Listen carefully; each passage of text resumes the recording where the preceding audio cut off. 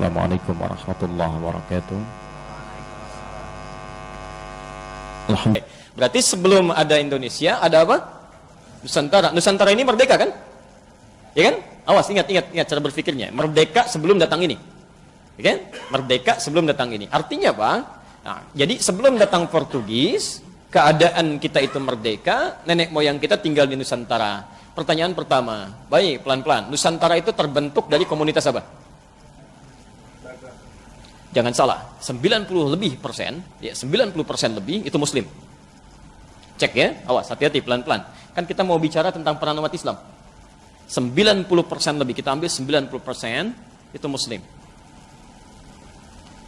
Buktinya gampang, silahkan cek. Ya, dari Sabang sampai Merauke, dari Aceh sampai ke pulau paling ujung, ya, bahkan ke Maluku. Kenapa disebut Maluku? Dari kata muluk.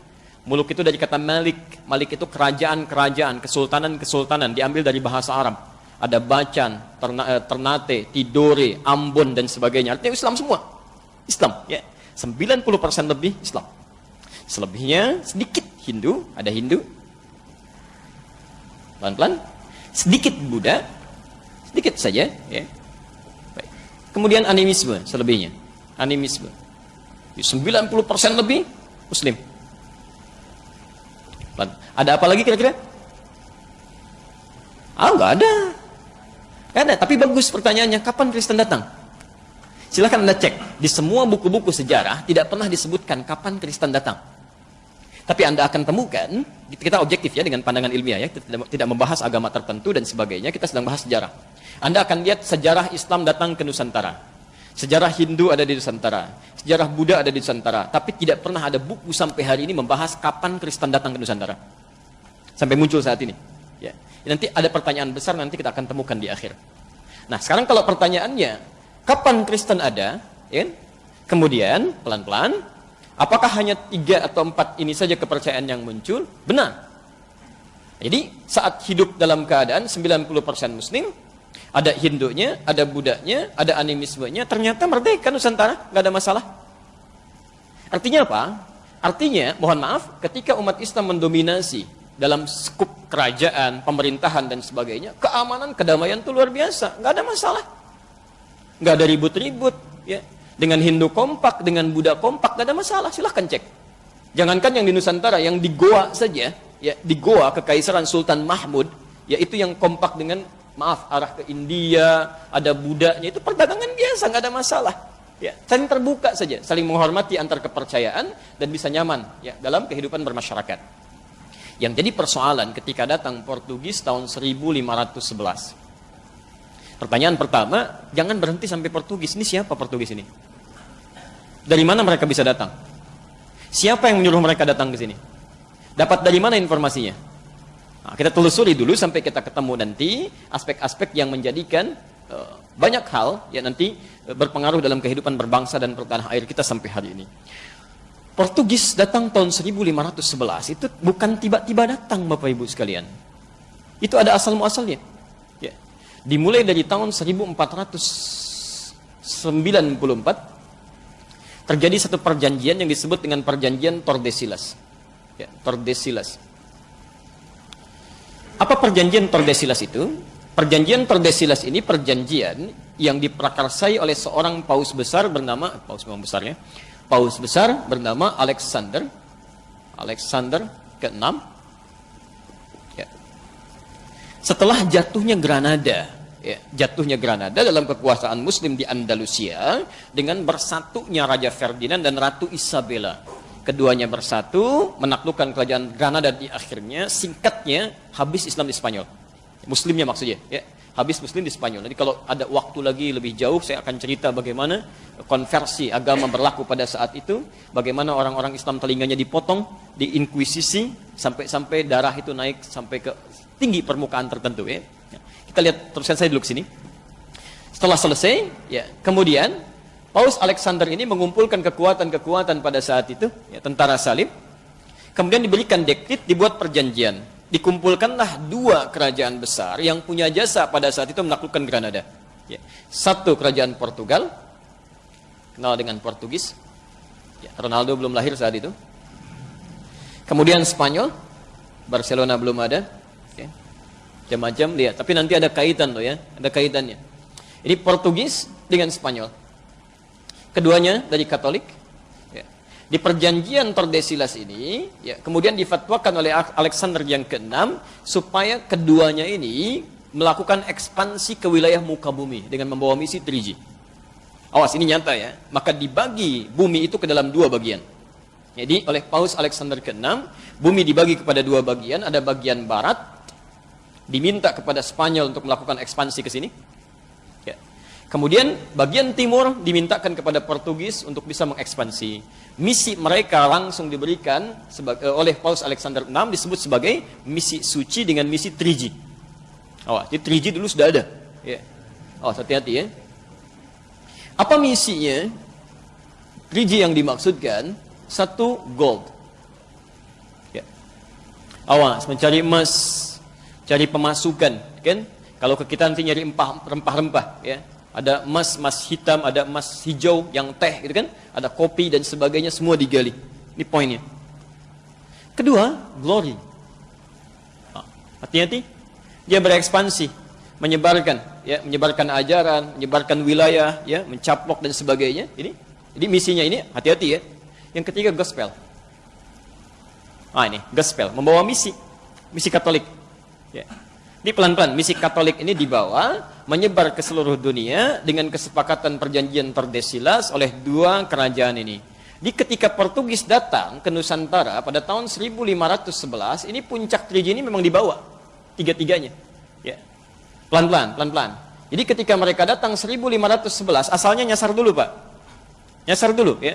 Dia nggak langsung ketemu sampai ke Selat Malaka, tidak. Karena mereka belum tahu bagaimana cara bernavigasi, menemukan tempat yang paling tepat ya untuk koordinatnya. Ya, sampai minta bantuan nanti kepada seorang navigator muslim namanya Ahmad bin Majid. Ya. Karena tidak tahu ekspedisi apa yang akan dilakukan, di-hire Ahmad bin Majid ini, diminta untuk menunjukkan daerah, sampai kemudian tibalah kemudian di Goa. Ya. Di Goa ini diketahui bahwa pusat rempah-rempah ternyata bukan dari Goa, bukan dari India. Ini cuma transit saja. Ya. Ternyata diketahui berasal dari Nusantara. Maka tahun 1511 di bawah pimpinan Alfonso de Albuquerque, dia datang kemudian mengekspansi dengan ratusan kapal datang ke sini. Ingat misi yang dibawa 3G ini. Karena bukan hanya mencari gold, kalau cuma cari gold juga dulu di Goa dengan Selat Malaka itu sudah pusat perniagaan. Nggak ada masalah. Nggak ada masalah. Ya. Tapi karena mereka membawa misi glory, misi ekspansi, ketika datang ke wilayah Goa, ini yang jadi persoalan. Ya. Semua ditodong senjata pada saat itu. Kemudian tawarannya hanya dua. Kalau Anda tidak tunduk kepada kami akan perangi seluruhnya. Dimonopolilah kemudian perniagaan pada saat itu. Terhenti jalur perdagangan ke India sampai muncul banyak peperangan pada saat itu. Ya, pelan-pelan. Dampaknya apa? Saya langsung ke Nusantara, datang mereka. Membawa dua ini. Karena niatnya tidak murni untuk berdagang, tapi juga ekspansi. Maka sambutan yang diterima tidak menggembirakan. Sambutan yang diterima tidak menggembirakan. Padahal sebelumnya sudah ada kerajaan Hindu, kerajaan Buddha, berniaga biasa-biasa saja. Ya, sampai ada perwakilan-perwakilan dari agama lain. Tapi ketika ini datang, kenapa sambutan tidak menyenangkan? Bahkan dianggap sebagai penjajah tadi. Ya. Karena pertama, mohon maaf, mereka datang dengan sikap ini. Ya, arogansi untuk menjajah. Yang kedua, ada misi yang dibawa ini. Ya.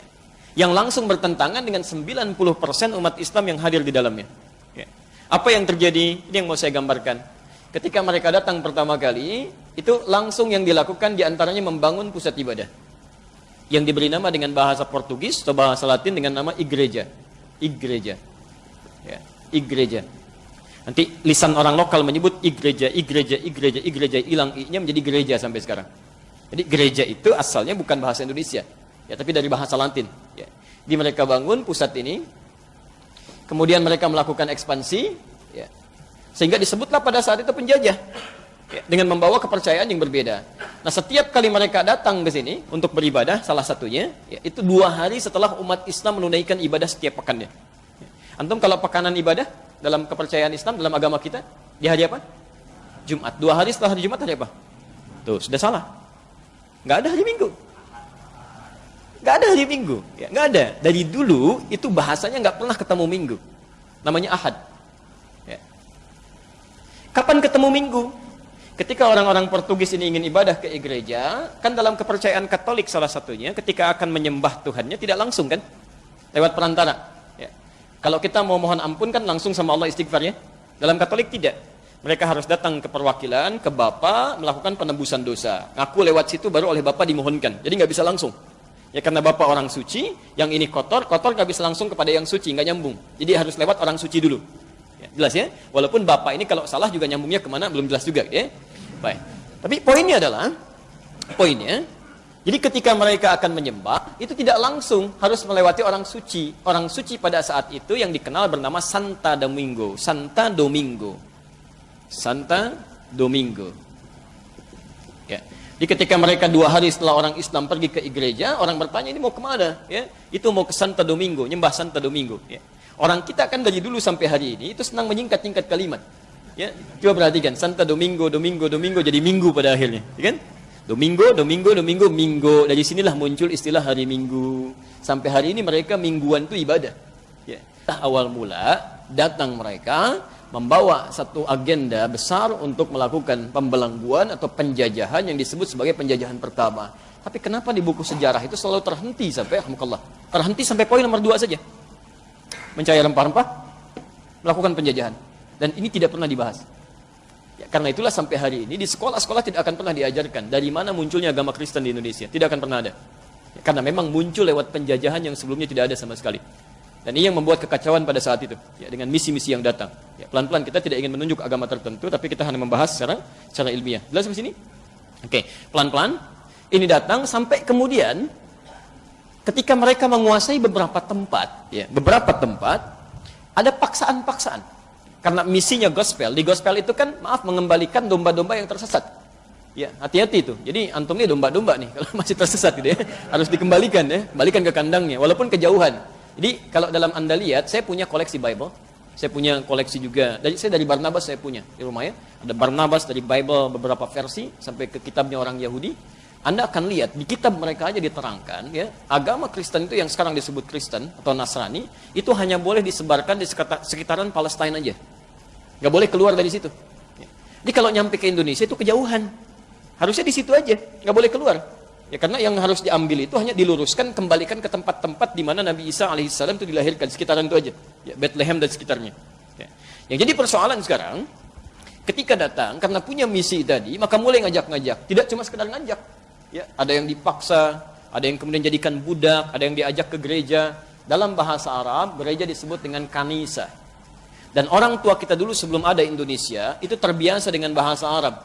Ya, terbiasa. Karena sistem yang digunakan, mereka belajar dari Mekah, guru-guru pada datang dan sebagainya. Dan bahasa Arab sudah familiar pada saat itu, termasuk dengan bahasa Melayunya. Maka, ulama-ulama kita pada saat itu, termasuk nanti sampai zamannya Kiai Haji Muhammad Hashim Asy'ari, memberikan fatwa tentang fenomena yang muncul pada saat itu. Yang paling gampang ya, paling gampang. Saya tunjukkan bukti yang paling ilmiah. Kiai Haji Muhammad Hashim Asy'ari itu menulis 19 kitab. Beliau yang mendirikan Nahdlatul Ulama, tanggal 31 Januari 1926. Menulis 19 kitab. Di kitab keduanya namanya Risalah Ahlus Sunnah wal Jamaah. Antum buka halaman ke-14, posisi paling kanan, paragraf pertama, baris 1 sampai dengan baris yang kelima. Ya. Oh, hati-hati ya, namanya Risalah Ahlus Sunnah wal Jamaah. Dan ditulis dalam bahasa Arab. Ahlus Sunnah wal Jamaah. Sebelumnya di halaman 99, beliau memberikan prolog. Halaman 9 posisi paling kiri sebelah atas diberikan bab faslun, kata beliau, fasal awwalu dhuhuril bid'ah fi ardi Jawa, tentang awal kemunculan bid'ah di tanah Jawa. Bid'ah yang disebutkan di sini bukan masalah fikih, tapi akidah, kepercayaan menyimpang, wantisyaruha dan penyebarannya di pelosok Jawa, wal mubtadi'in dan tokoh-tokohnya. Di halaman ke-14 ya posisi paling kanan paling atas disebutkan, mohon maaf ya, wa minhum, dan di antara mereka ada orang-orang yang ikut-ikutan ke kanisa, ilal kanais, ke gereja. Ada fatwa keluar. Ya, sudah ikut-ikutan. Bahkan kata beliau, ya mungkinlah, mengenakan pakaian bizayyihim, dengan pakaian-pakaian khas mereka. Ya, ada yang pakai topi, ada macam-macam dan sebagainya. Ada yang di bawah. Itu langsung diberikan fatwa. Kata beliau dengan sangat tegas sekali kalimatnya. Sangat tegas ya. Itu tidak diperkenankan, kata beliau, haram dan menyerupai orang kafir. Keluar fatwanya. Ya.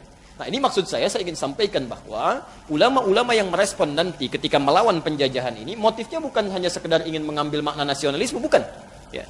Orientasi para ulama dulu selain ingin mendapatkan kemerdekaan, tapi poin utamanya untuk ibadah. Ya, karena Allah. Ingat, Masih ingat perbedaan dulu yang saya sampaikan? Beda orang Islam dengan non-Muslim. Semua aktivitasnya mesti menjadi ibadah. Makannya ibadah, minumnya ibadah. Termasuk para ulama dulu motivasinya menyerang orang-orang ini, mempertahankan izzah. Itu bukan cuma sekedar membela sampai menghadirkan Indonesia, bukan. Tapi motivasinya bagaimana beribadah kepada Allah Subhanahu wa taala. Karena itu akidah dia jaga, kan? Perjuangan fisik dia kemudian lakukan dan seterusnya. Sampai kemudian datanglah persaingan. Ya. Mulanya datang Perancis sampai kemudian Spanyol yang paling kuat. Hati-hati, materinya sangat penting ya. Ya, sangat penting. Saking pentingnya nggak bisa dihapus tuh, agak susah. Ya. Baik. 1521 Miguel Hans ya datang membawa pasukan Spanyol. Pasukan Spanyol tadi masih ingat ditugaskan kemana? Oleh Alexander ke barat. Cuman di barat gak ada apa-apa, kosong. Ya, Amerika belum ditemukan, gak ada macam-macam, kosong. Jadi dia merasa gak ada sesuatu yang didapatkan. Akhirnya melihat perkembangan Alfonso yang ada di timur, kok bagus nih, prospeknya bagus, maka diikuti. Maka dia masuk lewat Kepulauan Sulu yang sekarang bagian Filipina bagian selatan itu. Ya, pada tahun 1521. Filipina juga dulu Muslim. Ya, antum harus tahu artinya Mindanao itu apa. Ya, ada Mindanao, Islamabad, orang cuma tahu kalimat-kalimat apa, Istanbul, itu kan kota Islam. Ya, kota Islam Madani, kan? Jadi kerajaan-kerajaan Islam itu sudah berkembang di sekitaran-sekitaran itu. Ya. Spanyol masuk, kan? Kemudian melakukan penjajahan di situ. Nah ini Portugis merasa ada ancaman, khawatir ada persaingan di situ, maka kemudian dia membuat benteng-benteng di sekitaran tepian pantai, termasuk juga benteng daerah Sunda Kelapa. Maka dibangunlah kemudian benteng besar di situ, kan? Di kisaran tahun 1521 ketika dia datang, Alfonso datang. Ya, pelan-pelan.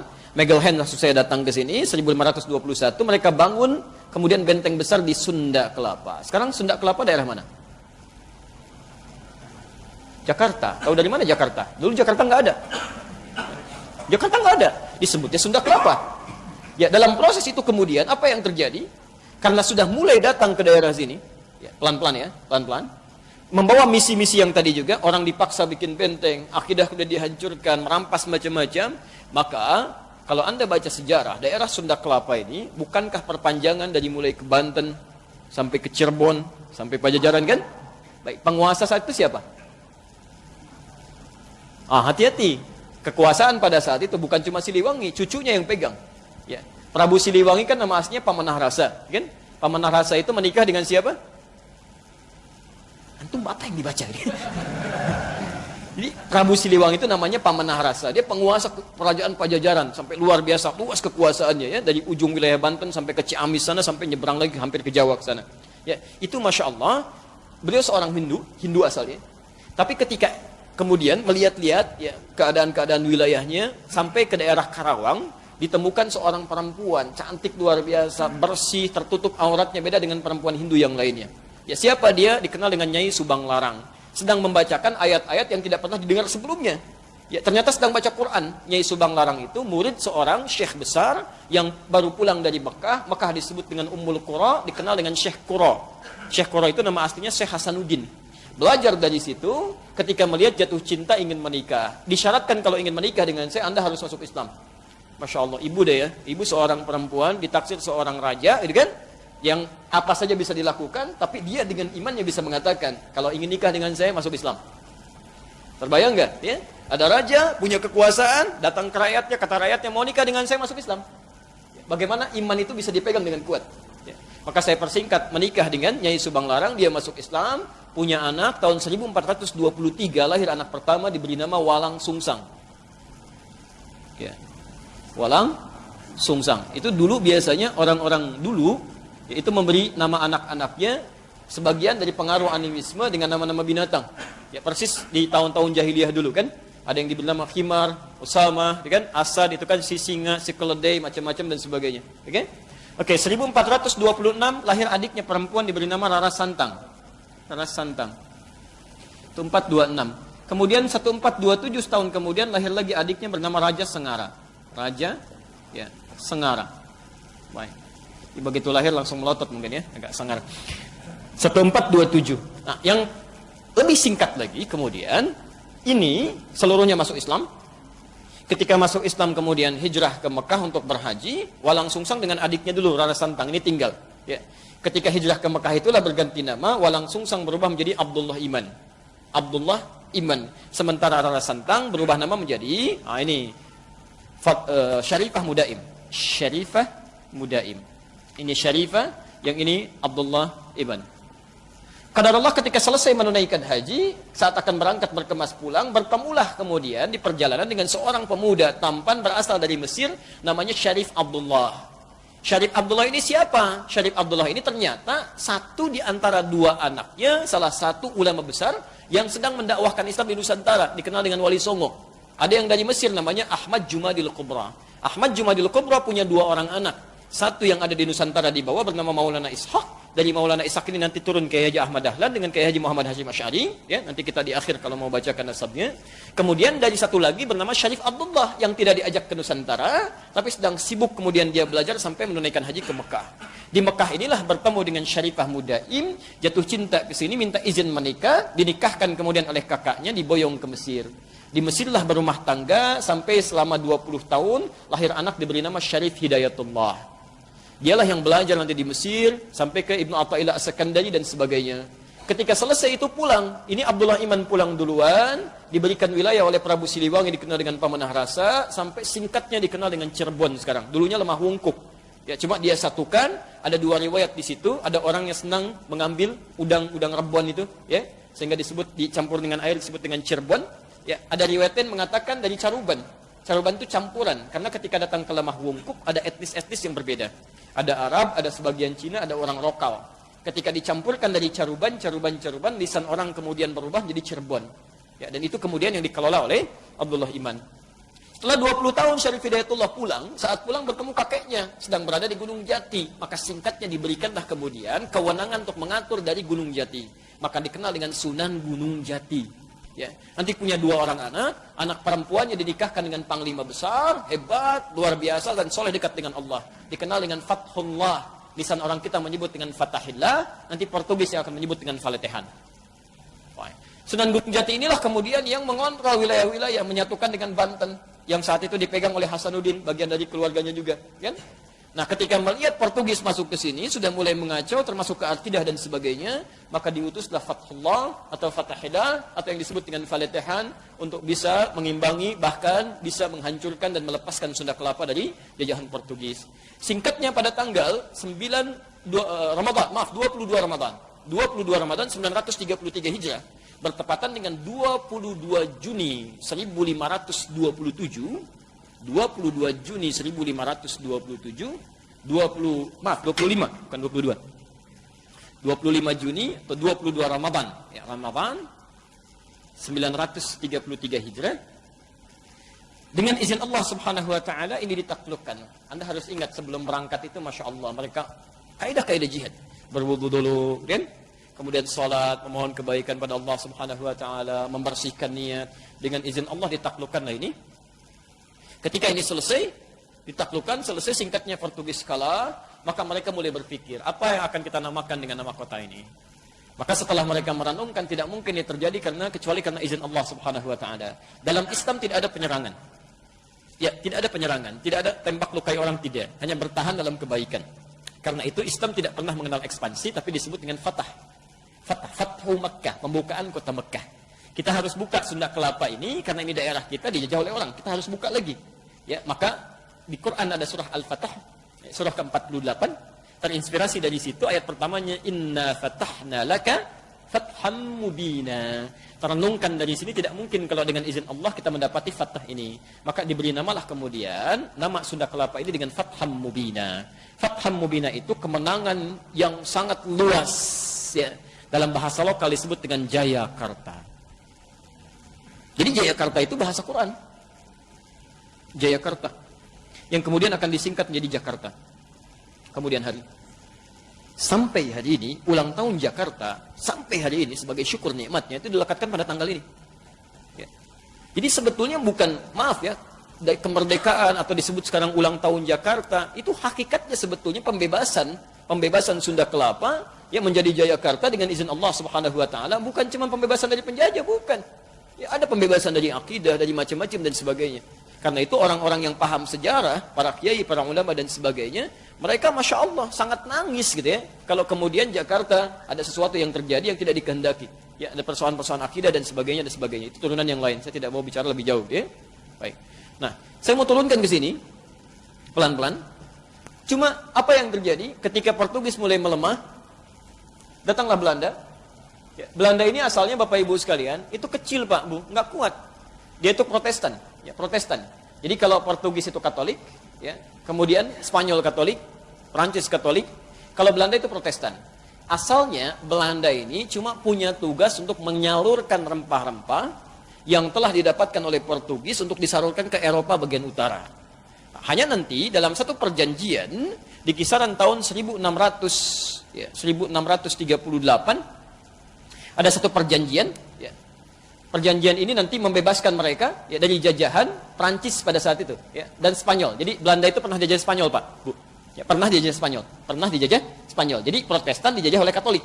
Ya. Di Katolik menginginkan nggak ada Protestan di wilayah itu, sementara Protestan bertahan dari penjajahan Katolik pada saat itu. Ya. Nah, ketika ada perjanjian ini, maka disepakati semua mesti mundur, kan? Nah, berjayalah Belanda. Ternyata mereka beberapa tahun sebelumnya sudah menyiapkan dan sudah memulai ya, mengirimkan beberapa pasukan-pasukan untuk meneruskan misi Portugis. Sekiranya ini sudah mulai melemah, ya, maaf, hilang pengaruhnya dan mereka bisa masuk. Maka secara singkat tahun 1619 sebelum terjadinya ini itu sudah dikirimkan beberapa pasukan-pasukan masuk ke wilayah sini yang mereka ganti namanya menjadi Batavia dan kemudian mendirikan VOC ya, untuk syarikat dagangnya. Nah, dimulai dari situlah kemudian Belanda datang tapi tidak menghilangkan misi 3G-nya. Yang mau saya sampaikan saya dengan cepat. Nah, ternyata di sini yang pertama kali menyikapi itu bukan kepercayaan agama lain. Orang Islam, Pak. Bu. Muslim. Maka mereka mulai merenung semua stakeholder yang di luar, yang di dalam dan sebagainya, yang di Mekah, yang di Eropa. Ya, kita harus bebaskan ini. Nggak mungkin semua sampai terbelenggu mau sampai kapan. Dan tidak mungkin kita bisa melawan mereka dengan persenjataan yang sangat canggih, kekuatan yang sangat lengkap dan sebagainya, kecuali dengan yang lebih canggih lagi. Dengan yang lebih hebat lagi. Tidak ada selain Allah Subhanahu wa taala. Maka mereka mulai mengeluarkan sirah-sirah Nabi sallallahu alaihi wasallam, bagaimana perjuangan-perjuangan Nabi dan seterusnya. Saya dengan cepat karena waktu kita hanya tinggal 5 menit lagi. Ya, mohon maaf kalau ada gambaran lebih cepat tadi ya. Kemudian dibentuklah gerakan-gerakan yang sangat sistematis luar biasa. Maka kita mulai. Pertama, daerah sekitaran Jakarta, Tanah Abang, tetangga antum tuh, ya. Maka para sayyid pada saat itu, ya, tokoh-tokoh Arab dikenal dengan sayyid. Ada yang bernama Sayyid Al-Fakhir Abdurrahman bin Al-Mashhur. Ada yang bernama Syahid Muhammad bin Abdullah bin Shihab. Ada yang bernama Syahid bin Ahmad bin Shihab. Mendirikan satu perkumpulan untuk meningkatkan kualitas pendidikan pribumi pada saat itu. Khususnya yang Islam. Khususnya yang Islam. Karena paham ini penjajahan nih. Ini orang mau membelenggu kita. Ya. Maka diberi nama dengan Jami'atul Khair. Jami'atul Khair didirikan 13 Jumadal Ula, 13 Jumadal Ula, ya, bulan yang kelima tahun 1333 Hijrah. 1223, maaf, 1223. Ya, atau di tanggal 27 Juli ya, tahun 1905 Masehi. Ya. Jami'atul Khair maka didirikan ya, di bawah guru-guru ya, termasuk dari luar. Sampai kemudian Alhamdulillah didapatkan seorang guru besar bernama Syekh Ahmad Syurkati. Ya. Syekh Ahmad Syurkati ini seorang guru besar, seorang tokoh, belajar sedang di Mekah tahun 1911. Ini orang Sudan.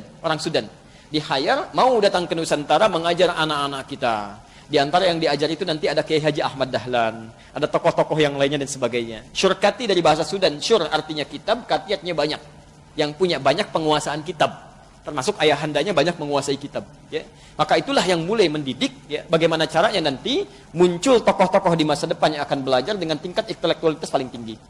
Belanda yang merasakan ini ada tantangan di sini, ini berbahaya ini kalau dibiarkan. Ya, tapi tidak mungkin dihancurkan seketika.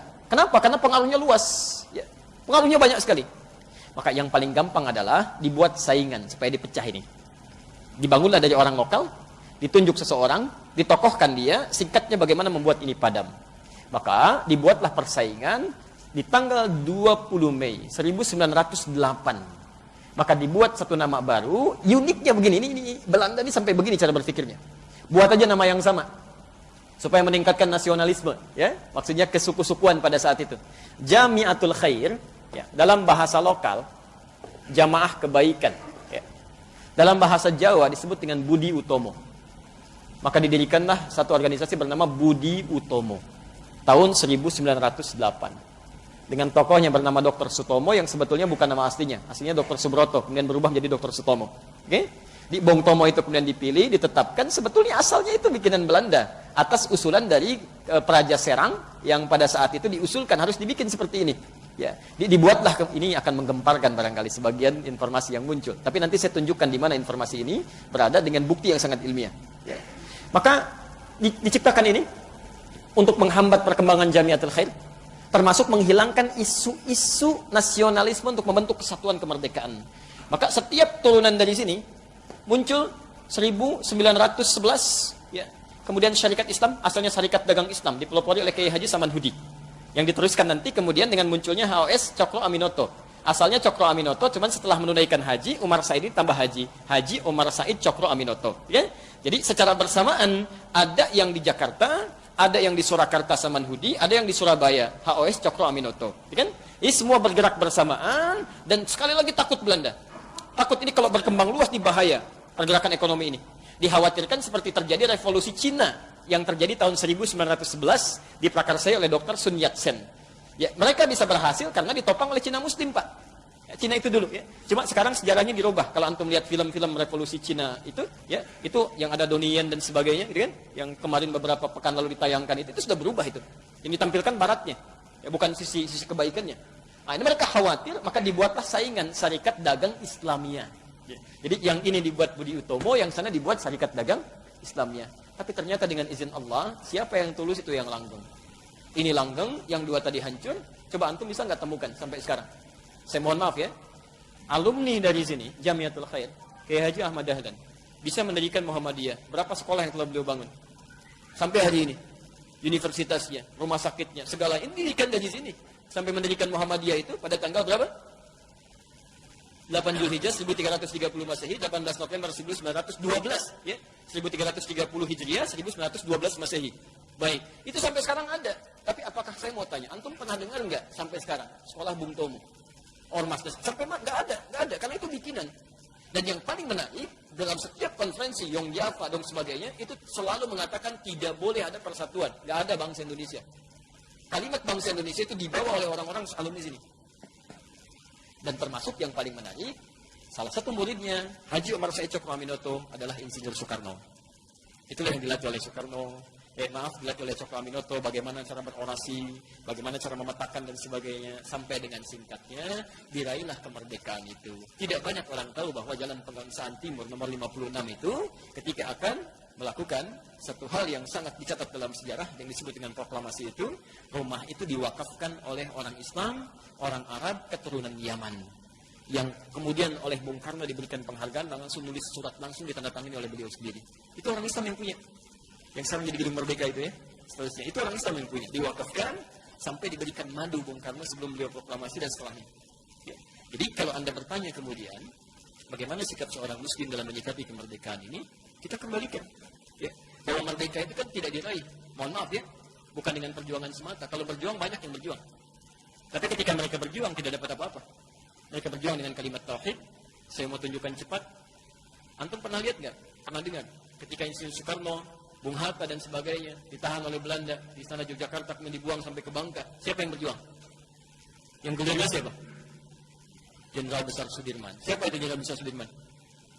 Hati-hati jangan keliru, itu seorang guru. Guru yang disiapkan oleh siapa? Perguruannya Ahmad Dahlan. Itu guru sekolah, Pak. Ya angkatannya, Masya Allah, angkat senjata, gerilya dengan nama Allah. Dalam keadaan ditanduknya separuh paru-parunya, kemudian berjuang. Didapatkan sebuah kemenangan dan luar biasa. Pada akhirnya diproklamasikan, jadilah Indonesia. Kemudian dirumuskan sampai ketemu Pancasila. Pancasila itu yang merumuskan 5 orang. Siapa yang 5 orang ini? Semuanya orang Islam. Semuanya orang Islam. Silakan, dari mulai bapaknya Gus Dur, ya, Kiai Haji Wahid Hashim.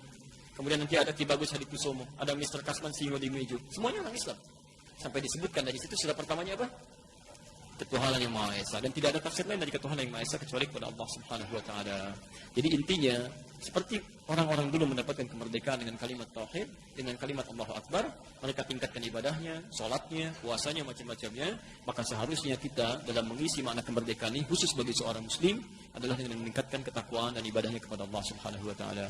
Barangkali itu yang ditunggu oleh Allah supaya orang Islam ini di Indonesia banyak-banyak tobat, banyak ibadah dengan baik, memperbaiki semua kehidupannya, dan insya Allah akan diturunkan keberkahan dan solusi-solusi oleh Allah Subhanahu wa taala dari kesulitan yang mendera kita sampai saat ini.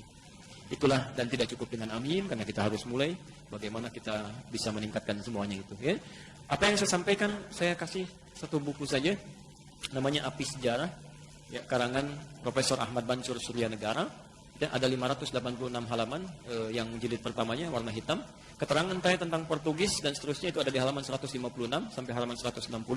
Keterangan tentang Ahmad Sukarti sampai dengan Syarikat Dagang Islam ada di halaman 347 sampai dengan 350-nya. Silakan Anda baca, termasuk buku-buku yang lainnya yang bisa mendukung itu, ya. Sekali lagi, kajian kita tidak untuk mengangkat hal-hal tertentu yang dijadikan isu-isu yang tidak berkembang baik, tapi hanya untuk menyadarkan bahwa kita punya peran penting dalam membentuk kebangsaan ini. Jadi jangan sampai sudah merdeka justru Islamnya jauh dari kebaikan-kebaikan. Isinya kotor, banyak terima ajaran yang tidak tepat, kan? Mohon maaf, bendera merah putih dijahit oleh siapa? Salah antum. Fatimah namanya. Namanya Fatimah. Berarti seorang ulama besar di Bengkulu, anak seorang tokoh Muhammadiyah. Termasuk isinya Pak Karno pertama kali, Otari. Otari itu anaknya Pak Cokroaminoto. Isi pertama Bung Karno. Di Masya Allah itu dijahit dengan penuh ketakwaan, jahit dengan penuh niat yang tulus, sampai merah putih itu gambaran dari keislaman juga. Satu bendera yang dikobarkan selain warna hijau. Ya, jadi sesungguhnya semuanya itu muslim. Jadi tidak tepat kalau kemudian, mohon maaf ini bahasa kami yang harus sampaikan secara tulus supaya kita benar-benar merenunginya.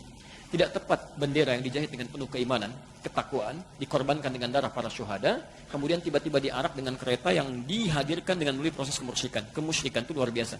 Ya, itu sesuatu yang salah, kan? Silakan Anda mau arak dari Monas, mau arak dari Merauke, mau arak dari Banten dan sebagainya, tapi tolong jangan sertakan hal-hal tertentu yang tidak terkait dengan, maaf, kemurnian akidah-akidah yang telah dibangun susah payah sejak dulu. Ya, jadi maksud saya, mari kita doakan para pemimpin-pemimpin kita, para ulama-ulama kita, sehingga bisa istiqamah dalam kebaikan-kebaikan itu. Ya. Saya kira itu materi kita hari ini, baik ya. Mudah-mudahan ini sudah lewat 5 menit, ya ada hal yang didapatkan. Saya tutup dengan janji saya tadi menyampaikan nasab Kiai Haji Muhammad Hashim Asy'ari bin Abdul Wahid bin Abdul Halim. Abdul Halim nama asli Pangeran Bendawa, rahmatullah, dikenal dengan Sultan Hadiwijaya. Nama lainnya Joko Tingkir bin Abdul Rahman bin Abdul Fattah bin Abdul Aziz bin Raden Ainul Yakin. Raden Ainul Yakin itu dikenal dengan Maulana Ishaq. Di Maulana Ishaq inilah bertemu nasabnya dengan Kiai Haji Ahmad Dahlan yang nama aslinya Muhammad Darwish. Ya, kemudian beliau bersaudara dengan Muhammad Hashim Asy'ari, belajar ke Kiai Haji Soleh Darat di Semarang. Dilihat sebagai dua murid yang sangat brilian, mudah memahami persoalan, langsung dikirim ke Mekah, belajar pada Syekh Ahmad Khatib. Konon ada yang menyebutnya dari Minangkabau, disebut Al-Minangkabawi. Konon ada yang menyebutnya dari Sambas, dikenal dengan As-Sambasi. Ketika pulang diganti namanya Muhammad Darwish menjadi Ahmad Dahlan. Bin Kiai Haji Abu Bakar, bin Kiai Haji Ilyas, bin Kiai Sulaiman, bin Kiai Murtado, bin Demang Jurang Juru Kapindo, bin Demang Jurang Juru Sapisan, bin Kiai Gerbak, bin Maulana Ishaq. Siapa Maulana Ishaq ini? Tadi anaknya Ahmad Jumadil Kubra, anaknya Ahmad Jumadil Al-Kabir, anak Ali Zainal Abidin, anak Ali Zainal Al-Kabir, keturunan dari Husain, Husain adiknya Hasan, Hasan putranya Ali bin Abi Thalib, suaminya Fatimah, Fatimah putri Muhammad SAW, bin Abdullah, bin Abdul Muttalib, bin Hashim, bin Abdul Manaf, bin Qusay, bin Murrah, bin Kilab, bin Ka'ab, bin Ghalib, bin Fihr, bin Malik, bin Madar, bin Kinana, bin Khuzaimah, bin Mudrikah, bin Ilyas alaihissalam, bin Nizar, bin Mudar, bin Ma'ad, bin Adnan, bin Addi, bin Adri, bin Muqawwam, bin Nahur, bin Tari, bin Ya'rub, bin Yasjub, bin Nabit, bin Ismail alaihissalam, bin Ibrahim alaihissalam, bin Azar atau bin Nahur, bin Abil bin Kinan bin Al-Fakhshad, bin Sam bin Nuh alaihissalam, bin Mihlail bin Matusyalah, bin Kinan bin Anwas, bin Thith bin Adam alaihissalam. Semuanya jelas, tokoh-tokoh kita jelas, tersambung sampai Nabi Muhammad. Cuman barangkali kita hanya yang belum jelas sampai hari ini. Baik ya? Nah, jelas surah ini? Nah, kalau jelas seperti biasa kita bacakan Quran surah Al-Maidah ayat 101. Ya ayyuhalladzina amanu, hai orang-orang masih merasa punya iman, la tas'alu an asya'a in tubdalakum tasukum. Kalau uraian sudah jelas disampaikan, jangan banyak ditanyakan, khawatir pertanyaan itu menjadikan uraian jelas semakin tidak jelas nantinya. Baik, jelas sekali lagi? Nah, ada pertanyaan? Ada. Cukup. Baik, sebelum ditutup izin menyampaikan informasi. Maaf, nanti sore kita ada siaran live ya di Akhir TV. Akhir TV itu media yang kami bangun sekarang ya untuk bisa lebih menjembatani materi-materi tersebar luas ya. Itu juga insya Allah beberapa negara sudah bergabung. Nanti antum silahkan bisa akses via Android, bisa langsung ya akhir.tv ya, akhir pakai KH ya .tv ya. Nanti kita live dari Bekasi untuk hari ini ya, ba'da maghrib sampai ba'da isya. Itu ada materi tentang tuntunan praktis Idul Adha atau bulan Dzulhijjah dalam Al-Quran dan Sunnah Rasulullah SAW. Ya. Kami kira itu yang disampaikan. Semoga Allah memberikan kemuliaan pada kita dan semoga Allah Subhanahu Wa Taala memberikan perubahan-perubahan pada bangsa ini pada hal yang lebih baik dan lebih baik. Subhanakallahumma bihamdika asyhadu an la ilaha illa anta astaghfiruka wa atubu ilaik. Wa akhiru da'wana alhamdulillahirabbil alamin. Wal 'afwu minkum. Assalamualaikum warahmatullahi wabarakatuh.